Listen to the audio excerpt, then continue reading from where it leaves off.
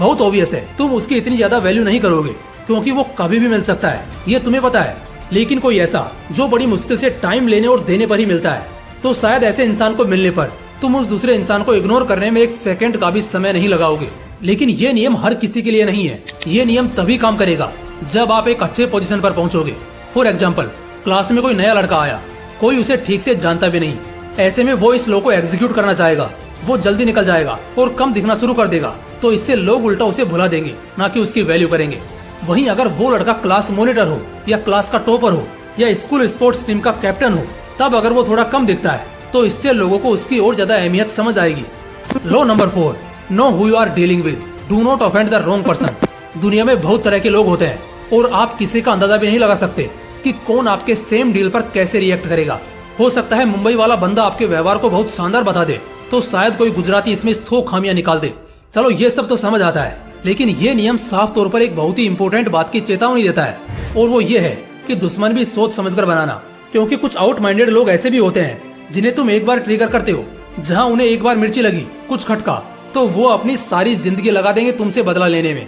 ये नियम अल्टीमेटली यही एडवाइस करता है कि एक पल के लिए रुक कर सोचना और कोशिश करना कि किसी गलत इंसान के साथ तुम्हारा लफड़ा ना हो जाए। इसके पीछे का लॉजिक बताता हूँ। अक्सर दुश्मनी डीलिंग में होती है, चाहे वो बिजनेस हो या काम की डीलिंग हो या कोई पर्सनल पॉइंट हो। अल्टीमेटली बताया गया है कि ऐसे 4 तरह के लोगों के साथ अगर आप किसी भी तरह का कोई भी डील करते हो, साथ रहते हो, तो ये आपके लिए खतरनाक साबित हो सकता है। पहले वो इंसान जो घमंडी है, जो अपने आगे तुम्हें कुछ नहीं समझते। ऐसी जगह पर याद रखना, कोई मामूली सी बात भी किसी झगड़े या बड़े प्रतिशोध को खुला न्योता दे सकती है। इसलिए ऐसे लोगों को छोड़ दो।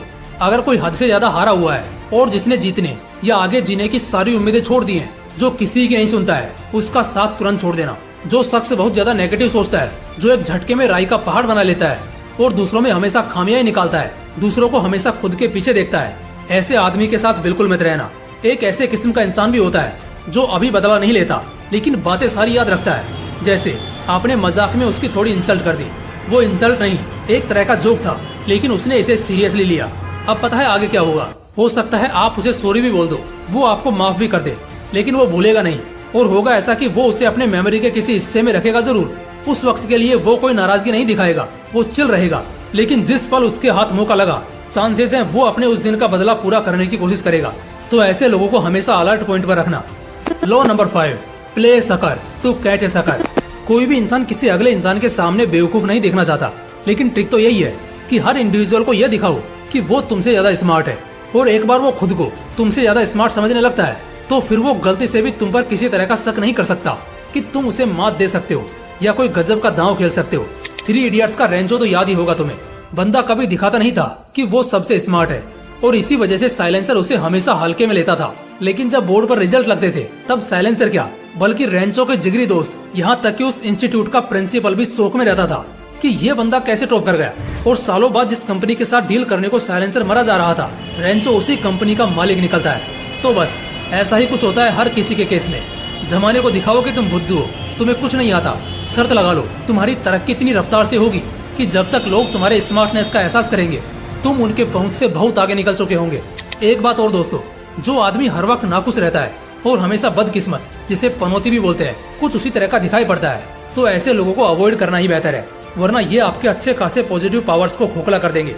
लॉ ऑफ पावर के रूल में इसे बिल्कुल एक इन्फेक्शन बताया गया है। एक ऐसा इन्फेक्शन जो इंसान की अच्छी खासी खुशियों को, एक अच्छे खासे कॉन्फिडेंस को निगल लेती है। तो जो भी लोग आपको ऐसे मिलते हैं जो हमेशा उदास होते हैं, उन्हें अपने अच्छे दिनों में भी जानबूझकर डिप्रेशन में जाना होता है, और माहौल चाहे जितना भी चिल आउट क्यों ना हो, वो कभी नहीं बदलते। तो ऐसे लोगों को कभी दोस्त मत बनाना, और ना ही इनको ज्यादा सीरियसली लेना, बल्कि सीधा सीधा अवॉइड कर देना। दोस्तों, अगर वीडियो अच्छा लगा तो इसे लाइक जरूर करना